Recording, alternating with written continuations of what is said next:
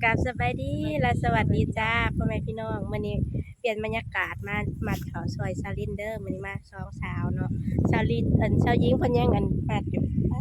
เก่งอะลี มื้อนี้สี่สาวเด้อพี่น้องลุยงานมื้อนี้สี่สาวเพราะเอามันฮอดยามเก็บเกี่ยวแล้วนะทุกคนก็สิได้มามัดเขาเนาะบัดนี้มัดเขาพี่น้องเบิ่งบัดตัดไปไปเบิ่งวิธีมัดเขาซาลาวเนาะนี่ประเดิมให้ซาลินมัดให้เบิ่งก่อน ข้าวตัดกันสิประมาณนี้แหละพี่น้อง ขาวหน้าว่านแน่หนึ่งมากกันเนาะซาลินเพิ่นหวานเบิดทง ว่านก็เซินอันซุมื้อนี้เขาจะตัดเนาะหน้าดำก็ตัดเนาะมาสวยได้มาสวยก็ได้ มาสวยก็สวยมาสวย คนสวยเห็นบ่ มามื้อนี้ป้าเซินบ่ได้ออกคลิปมาหลายมื้อแล้วทุกคนเอ้ย ยังเซินยังเปลี่ยนพี่น้องพอเพิ่นบ่สบายหลายมื้อแล้ว มื้อนี้กำลังว่าไข่เนาะ ได้แน่แล้วก็ลุยงานต่ออีก ลูกสาวไห้สาวนา ซอยอันเซลินลุยมานี่3มื้อแล้วได้พี่น้องมัดเขานี่นะอยู่หน้าอ้ายน่ะ2มื้อก็เสยิงนะข้าวตัดน่ะสิประมาณนี้เด้อพี่น้องหัวเพิ่นสิใหญ่ แต่ว่าก้นน่ะรีบ เพราะว่าหมากเขาบ่งาม มันลมนั่นนี่มันก็บ่เมื่อยปานใดเนาะซาลิน อันนี้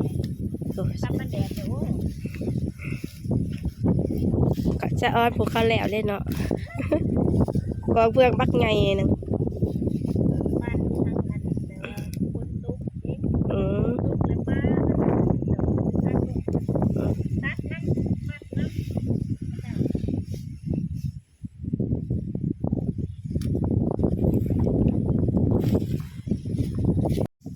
มาพี่น้องมาเบิ่งเซินเพิ่นมัดเขาบัดนี้ คนรอกับลูกจะขาย ลูกตะไคร้พี่น้องแต่ว่าเพิ่นอยากซอยเพิ่นก็มาซอย ซอยกันไปซอยกันมาเนาะ แม่ยามเวียกยามงานนะพี่น้องเอ้ยคำบ่เบิ่งกันตอนนี้สิเบิ่งกันตอนใด คนลาวเรา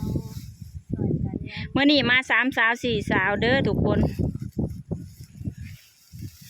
เจ้าหน่อยพี่ FC สิถามว่าผู้ชายไปใส่เบิด อ้ายเพิ่นตัดเขาอยู่พู้นอยู่เทิงผู้พี่น้องยังบ่ทันได้แล้วยังอยู่หน้าอยู่ไห้หนึงตัดเขาก่อนเพิ่นว่าจังสิมามัดน้ำเพิ่นว่า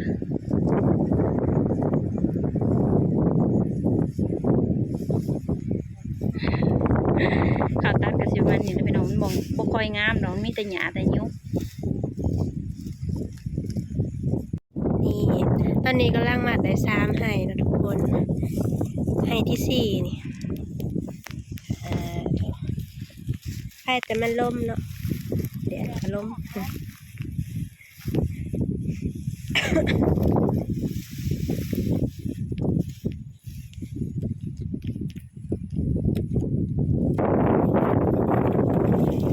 ชายหญิงมันก็กริ้ง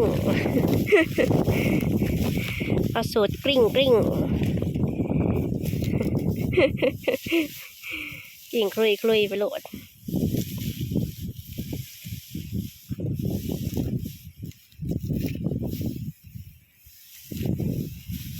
เผ็ดมัดใหญ่ๆสลิง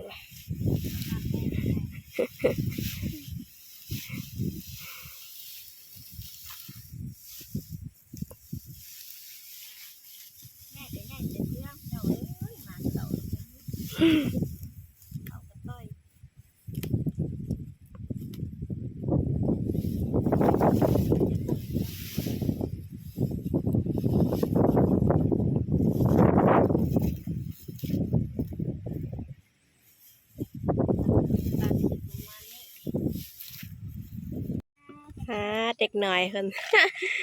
น้ำแดงน้ำแป๊บซี่ขนม จอกมันพี่น้อง4 คน4น้องอยากได้นั่นนี่ได้น้องพี่น้องหัวเนี่ยหัว ไว้บ่ ไอ้กินน้ำแดงว่าขนมนะ โธ่โหข้าวไทยแห้งโหด น้องเฮีย โอ้ เป็นอยู่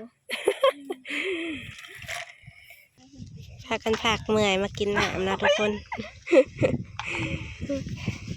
กินน้ำเย็น เมื่อยพี่น้องเห็ดเวียกก็ต้องมีเวลาพัก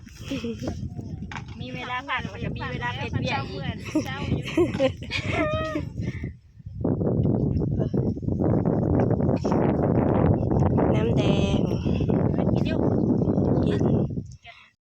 นี่ตอนนี้ก็ขึ้นแล้วทุกคนขึ้นพักเที่ยง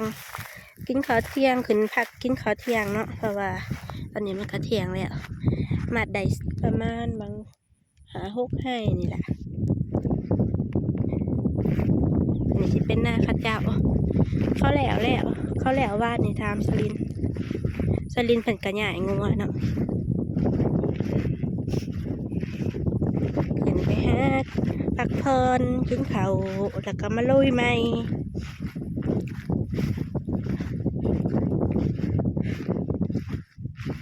นี่ตอนนี้พี่นางเพิ่นกำลังพานเผื่อสิเฮ็ดหวานเนาะเจ้าปากกระไรนะมาซอยเวียกสลินมื้อนี้ก็สิได้กินหวานเผือกสลินเพิ่นกับสยิงเพิ่นกำลังย่างข้าวเมื่อบ้านเนาะเมื่อซื้อปลาแดกแป้งนัวเพิ่นสิตำข้าวปุ้นสุกินแหน่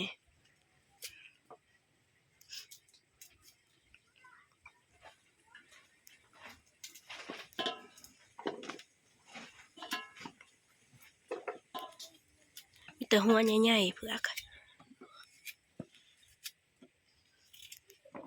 หวานเผือก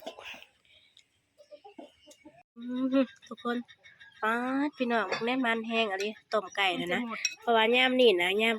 ข้าวใหม่ปลามันเนาะยั้งกับมันเนาะเพราะว่าปลาบัวเป็ดบัวไก่เห็ดสยิงเพิ่นแต่งเขาผ้าเขามากินเนาะหิวเขาแห้งเจ้าของแทงบ่แต่งให้สยิงว่าแต่งเอง มาเด้อทุกคนกินข้าวน้ำสลิน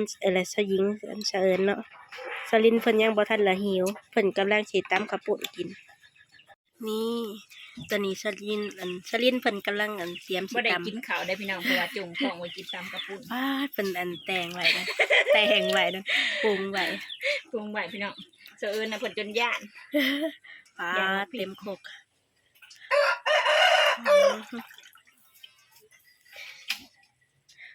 เจ้าคิดนะเจ้าคิดตามได้ถ้าว่าจะ หยวกอายุ เจ้าอาชีพปลดถอกในนี่แล้วคุกเข้าเอาเลยบ่คุกเข้า เขาบอกคุกอันนั้นไม่อยากแสบตามเถินสำหรับข่อยความคิดข่อยเอง ในใจเลยอันน่ะข่อยแนวหยวกข่อยนะพี่เห็นแต่ปลอยตามแบบนี้แสบกว่า แต่คอยหยวกไป ป เนาะ ลอยเพราะว่าหมักตามเนี่ยบ่ได้หมักแบบคุกอันนั้นบ่ค่อยหมักแบบคุก เนาะมันบ่ถึงเนื้อ ไม่เข้าเนื้อเข้าหนังบอกป้าพี่น้องมาเด้อทุกคนเด้อบ่ทันกินข้าวเที่ยงแต่ว่ามากินตำก่อนเพราะไปน้ำกับน้ำลายแตกไปน้ำรสชาติก็สิแบบโอ้แบบว่าเปรี้ยวหวานแต่ว่าเซิร์นบ่ฮู้ว่าเพิ่นมักรสหยังเนาะ แบบได้เบิด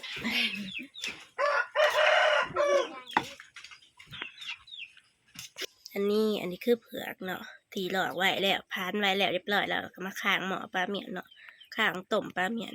ปาดหม้อบักใหญ่เต็มปาดโอ้เครื่องกระซามมาเด้อพี่น้องเด้อพี่น้องป่องปลายเบิร์ดสุโขทุกคนกินตำมันหูอะไรตำหูวะตำข้าวปุ้นตำข้าวปุ้นน้ำสาวลาว หยวกก็ยังบ่ได้ปลาสากเลยพี่น้องก็ว่าอันคั้นปลาสากแล้วมันบ่แซ่บหยวกก็ต้องเอาอันสากหมวกนะ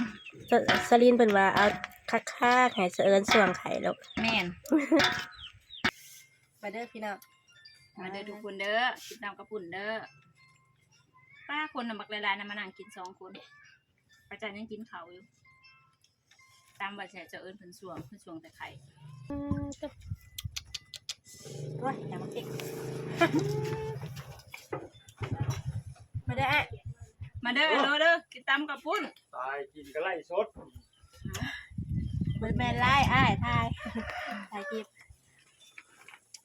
มีคนมาบัดข่าวนั่งเบิ่งได้บัดเจ๊นี่โดดเลย จอดทุกคนมองว่า มันเด้อพี่น้องเด้อจะเรียนส่งสองไว้ไม่ได้กินหอดเขากินตำก่อน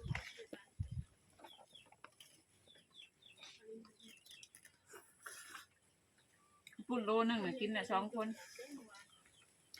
ว่าตากับบัไดพี่น้อง 3 1ไอ้ทวนนี้ยิบเลยเนี่ย ผ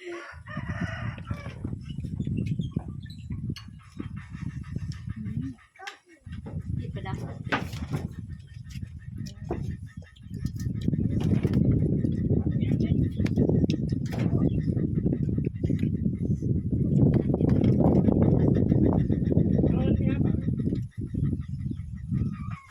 จนว่าค่ำว่ามืดเนาะขึ้นมาแต่มัดขาวแล้วก็มาปรุงหวานใส่น้ำตาลใส่กะทิเนาะตากเอาใส่ถุงยางแล้วพากันเมื่อกับสาวหญิงโอเคนะทุกคนคลิปนี้ก็มาซอยอันสลินขนขาวมัดขาวเนาะก็สิได้ข้าวต้มเมื่อแล้วทุกคนสิตักเอาบาดผละทงกับอันสาวหญิงแล้วก็สิเมื่อเนาะขึ้นมาก่อนเพิ่นที่พาเอาเมื่อเนี่ยคนเพราะว่าเพิ่นข้ามแล้ว เคยชิ้น เนาะ อย่างมาเองเนาะ แม่นเพราะว่าพันยางลงมาเด้เอาเป็นว่าผู้ใดมาคลิปนี้ก็อย่าลืมฝากกดไลค์กดแชร์กดติดตามแล้วก็กดกระดิ่งแจ้งเตือนเนาะสำหรับมื้อนี้ก็สบายดีและสวัสดีจ้าบ๊ายบาย